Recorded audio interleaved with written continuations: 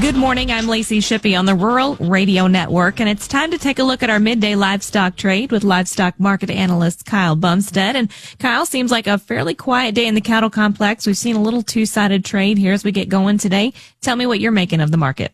That's right, Lacey. It is a very quiet day here. These March feeder cattle, they traded about a $3.15 range, which is virtually asking yourself, are they even open today? We haven't traded a $5 to $7 to $8 range here.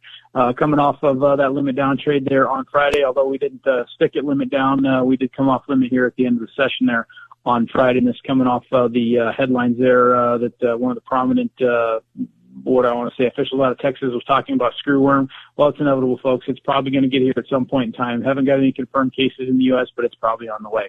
The feeder cattle index today, there's going to be a couple of them here when it updates a little bit later today. But the one for today they're going to use is down $1.21 here at $367.73 with an average price of $360.47 on 9,279 head. That daily average was about 765 lower than last week. There's over 60,000 head total now in the index. That's down from the peak of 74,000 here. After Friday's talk of that limit down, we saw Oklahoma City yesterday up 5 at 359, Joplin down 1 at 350, and it just doesn't seem like the cash wants to fall apart yet on these feeders here. On the live cattle side of things here, these April live cattle here, they've traded roughly just shy of $2 range here as well.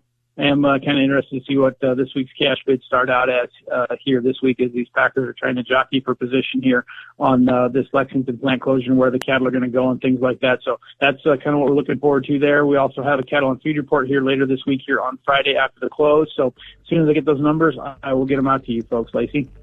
Well, thank you, Kyle. That is livestock market analyst Kyle Bumsted with a look at our midday trade here on the Rural Radio Network.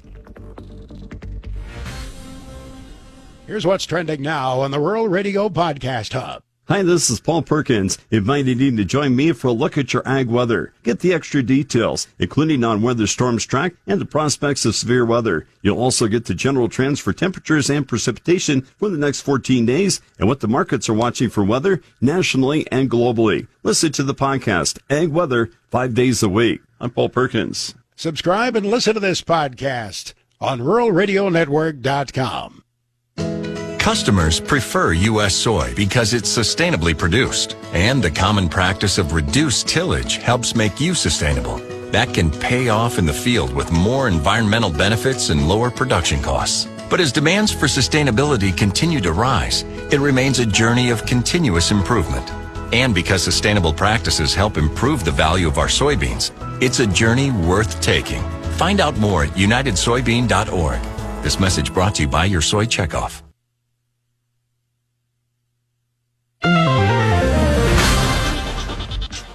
Welcome back to the Rural Radio Network for a check of your markets. Grain futures are still under some pressure from the equity markets, which are down hard this morning as the Trump administration threatens the European Union with a 10% tariff and a growing dispute over Greenland.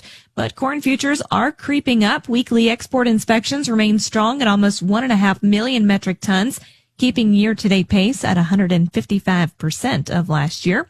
And soybean futures are now higher, with oil continuing to lead the product complex, along with statements confirming the new crop sales target to China at 25 million metric tons.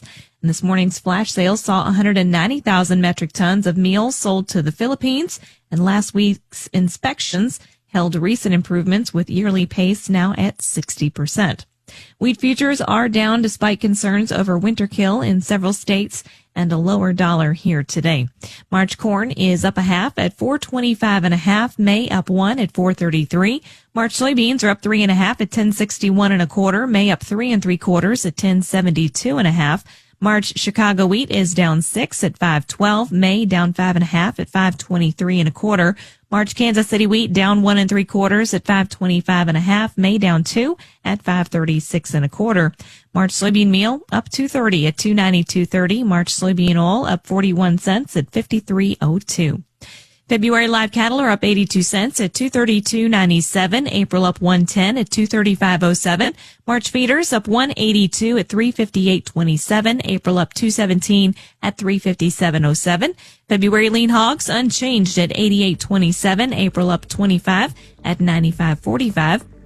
And Class 3 milk for February up 18 cents at 15.25. You're listening to the Rural Radio Network.